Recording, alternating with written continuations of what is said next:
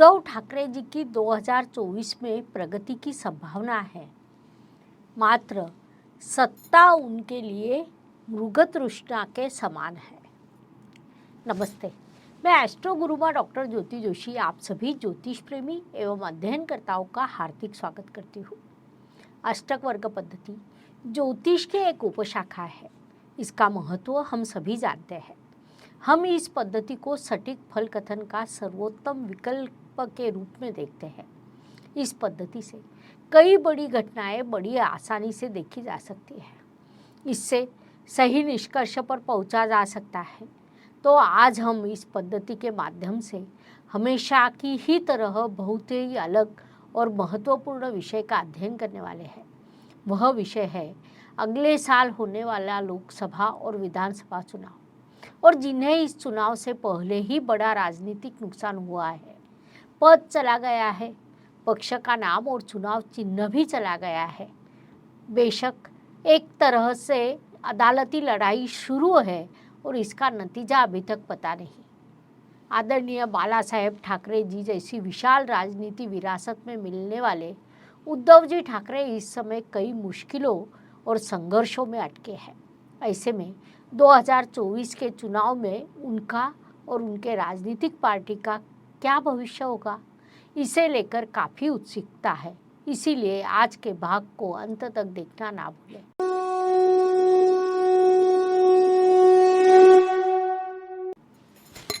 मैं एस्ट्रो गुरु डॉक्टर ज्योति जोशी आपको एक बार फिर से बताना चाहती हूँ कि हम अष्टक वर्ग से नेताओं की पत्रिका का अध्ययन करके विश्लेषण कर रहे हैं। हम किसी भी पार्टी या व्यक्तियों के पक्ष नहीं लेते। आपको यह बताने की कोशिश कर रहे हैं कि उनकी पत्रिका उनके राजनीतिक जीवन में क्या प्रभाव दिखा रही है। उद्धव जी ठाकरे ने अब पूरे राज्य में सभाएं करने का फैसला किया है। उनकी पहली सभा कोंकण प्रांत में स्थित खेड़ में हुई थी। इस सभा को मिली सफलता को देखकर लगता है कि क्या वे फिर से राजनीतिक रूप से स्थिर होंगे, और यदि ऐसा है तो वे कितने सफल होंगे। इस प्रकार की चर्चाएं अन्य राजनीतिक गुटों में होती नजर आती है। बाला साहब जी ठाकरे की मृत्यु के बाद वास्तव में उससे पहले ही उद्धव जी ठाकरे ने शिवसेना की तीर कमान संभाल ली थी। 2019 के चुनाव परिणामों के बाद उद्धव जी ठाकरे ने भाजपा के साथ 25 साल के गठबंधन को तोड़ दिया और कांग्रेस राष्ट्रवादी कांग्रेस के साथ महाविकास आघाड़ी के माध्यम से राज्य में सत्ता स्थापित की और स्वयं मुख्यमंत्री बने। लेकिन यह राजयोग उद्धव जी ठाकरे के भाग्य में केवल 2.5 वर्ष के लिए था। उसके बाद राज्य में कई राजनीतिक घटनाएं हुई, सत्ता परिवर्तन हुआ।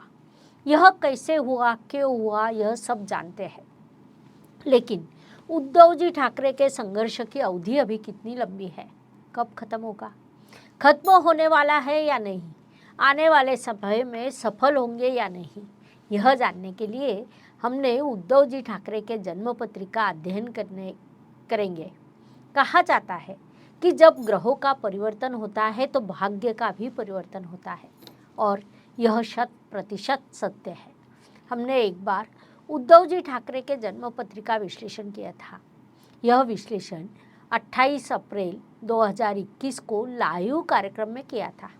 वह वीडियो आज भी मेरे YouTube चैनल पर उपलब्ध है। कोई भी चाहे तो उसे देख सकता है। इससे हमने सत्ता संघर्ष, सहयोगियों से धोखा और विशेष रूप से 7 अप्रैल से 15 अगस्त तक का बहुत कठिन समय, इन पहलुओं को मुख्य रूप से विश्लेषण किया था। उद्धव जी ठाकरे के बारे में ऐसा ही होते देखने को मिला है। इस वीडियो में आगे बढ़ते हुए हमने बताया था कि जिस दिन शनिदेव कुंभ राशि में गोचर करेंगे तब ग्रह फिर से एक बार सहायता करते हुए नजर आएंगे, क्योंकि मूल रूप से जब जन्म कुंडली को देखते हैं तो यह कन्या लग्न और सिंह राशि की जन्मपत्री है। शनि और गुरु दोनों ही चतुर्थ भाव अर्थात सुख भाव में विराजमान है। गुरु स्वराशि के केवल 1 अंश पर है और शनि मित्र राशि के 9वां अंश में उच्च के है। जब मूल कुंडली में मित्र राशि में स्थित ग्रह 9वां अंश कुंडली में उच्च का होता है तो शुभ फल देता है। इसके विपरीत जब गुरु के बारे में सोचते हैं तो गुरु मूल कुंडली में स्व राशि का मूल त्रिकोण राशि का है, लेकिन नवमांश में मित्र राशि में चला गया। नवमांश में उसका बल कम हुआ और इसी आधार पर हमने पिछले वीडियो में कहा था कि उद्धव जी ठाकरे की गुरु की महादशा है और यह उनके लिए एक बड़ा संघर्ष का समय काल होगा। कई बाधाएं और कठिनाइयाँ होगी। मुख्यतः संतान के प्रति का प्रेम ठाकरे जी को कहीं न कहीं हानि पहुंचाएगा और ऐसा होते दिखाई दिया है।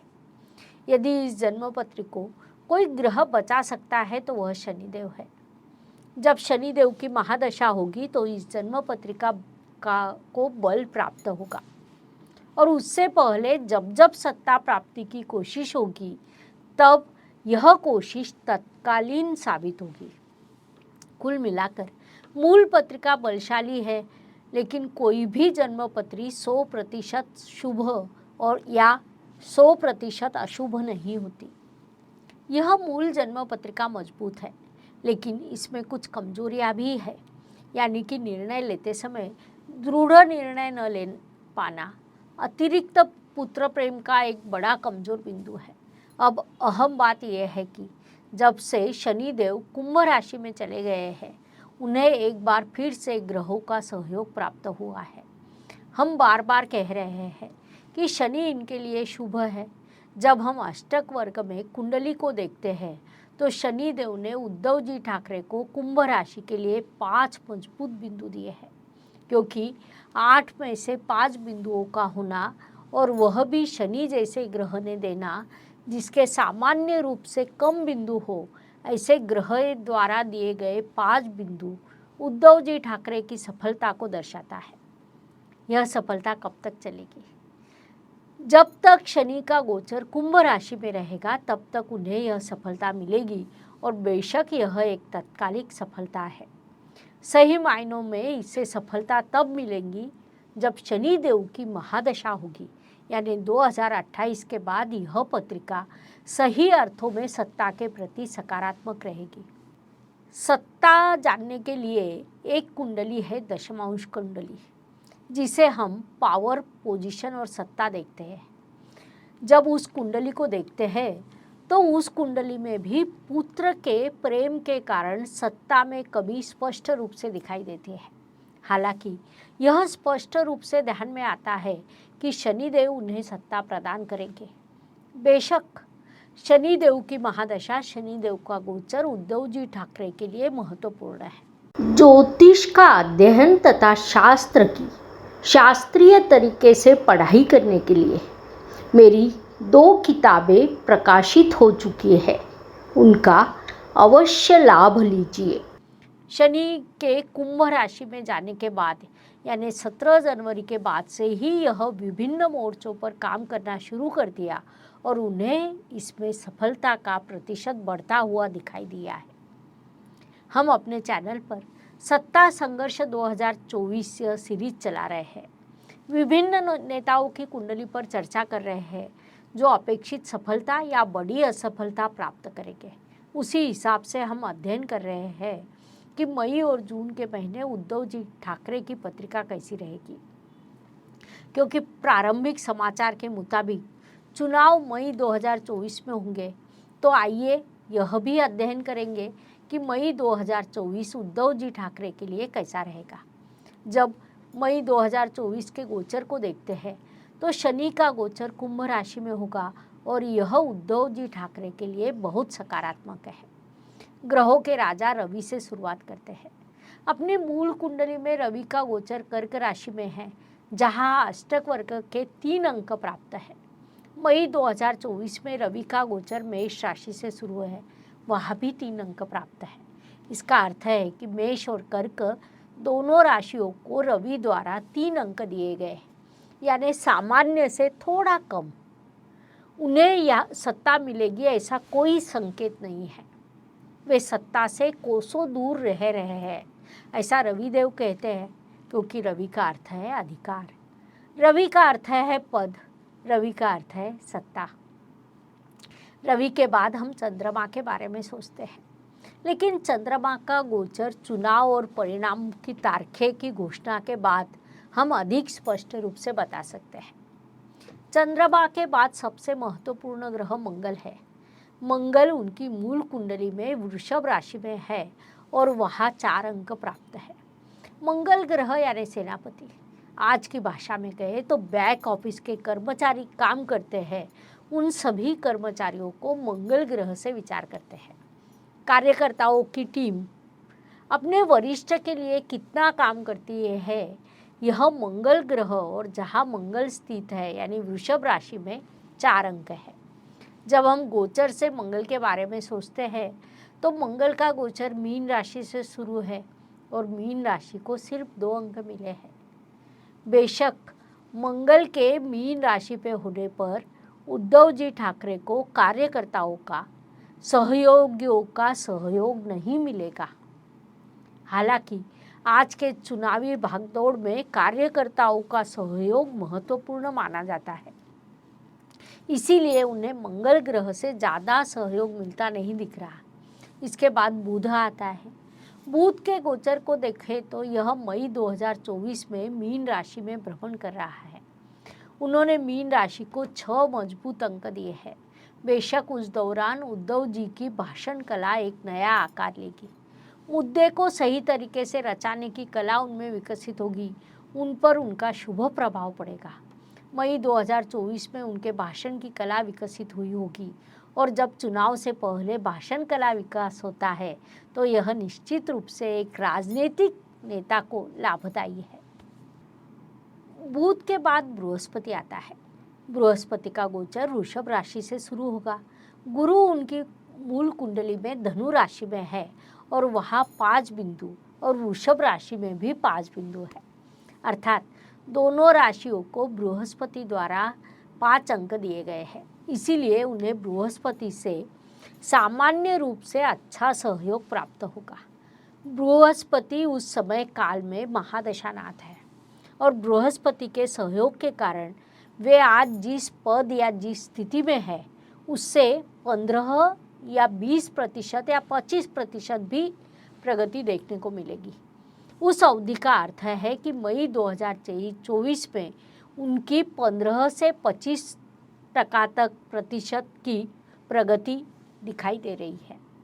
गुरु के बाद अगला ग्रह शुक्र है, जो उनकी मूल कुंडली में कर्क राशि में है। शुक्र द्वारा कर्क राशि को 6 मजबूत अंक दिए गए। जब हम गोचर के बारे में सोचते हैं तो शुक्र का गोचर मेष राशि से शुरू होगा, जहाँ 7 बिंदु है। इसका अर्थ है कि उन्हें विदेशों में महिला वर्ग, कलाकार वर्ग या धनी वर्ग का भरपूर समर्थन मिल चुका है। इस कारण भी यह ताकत बढ़ती नजर आती है। शुक्र के बाद शनि आता है। वह उनकी मूल कुंडली में धनु राशि में है और वहाँ उसने सिर्फ 2 अंक दिए हैं। लेकिन अब उस शनिदेव का गोचर कुंभ राशि से शुरू है। चुनावी काल में भी शनि का गोचर कुंभ राशि में रहेगा और वहाँ 5 मजबूत बिंदु है। कुल मिलाकर देखते हैं कि चुनाव के दौरान उद्धव जी ठाकरे को गुरु और शनि, जिन्हें हम प्रमुख ग्रह कहते हैं, इनका साथ मिल रहा है। इसके अलावा जो भी अंतर्दशानाथ है उद्धव जी ठाकरे को सहायता करेंगे। इसका अर्थ है कि महादशानाथ, अंतर्दशानाथ, शनि और गुरु जैसे प्रमुख ग्रह सहायकारी है, लेकिन सूर्य, चंद्र और मंगल का सहयोग कम है। इस कारण उनकी प्रगति का आलेख कम प्रतीत होता है। सत्ता मिलने की संभावना कम दिखाई देती है। इस चुनाव में लगभग 15 से 25% उनकी प्रगति होगी और 2024 का चुनाव उसी के हिसाब से उनके लिए फलदायी रहेगा। आज की तारीख पर विचार करें तो आज इनकी गुरु में रवि की अंतर्दशा है, जो सकारात्मक है। इसीलिए वे अलग अलग मोर्चों पर अलग अलग तरीकों से काम करना जारी रखेंगे और मई 2024 में गुरु में चंद्रमा की अंतर्दशा अधिक सकारात्मक रहेगी। इसीलिए जो प्रगति देख रहे हैं वह कम और साधारण रहेगी। इस दौरान उनके और उनकी राजनीतिक पार्टी के हुए नुकसान की तुलना में 10 से 25% की प्रगति सिर्फ होते दिखाई देती है। इस प्रकार उद्धव जी ठाकरे के लिए आने वाला समय कैसा रहेगा, यह समझाने के लिए इतनी जानकारी पर्याप्त है। हम यही रुकते हैं। अगले भाग में हम ज्योतिष के नवीनतम जानकारी के साथ पुनश्च अवश्य मिलेंगे। अगर जानकारी अच्छी लगे तो कमेंट सेक्शन में जय ज्योतिष लिखना ना भूलें। मैं एस्ट्रो गुरु डॉक्टर ज्योति जोशी आपको हमारे चैनल को सब्सक्राइब और लाइक करने का आग्रह करती हूँ। साथ ही साथ हमारे व्हाट्सएप और फेसबुक पेज को भी अवश्य फॉलो करें। धन्यवाद। शुभम भवतु। जय ज्योतिष। Please like, share and subscribe the channel. और हाँ, बेल आइकॉन दबाना ना भूलें। धन्यवाद।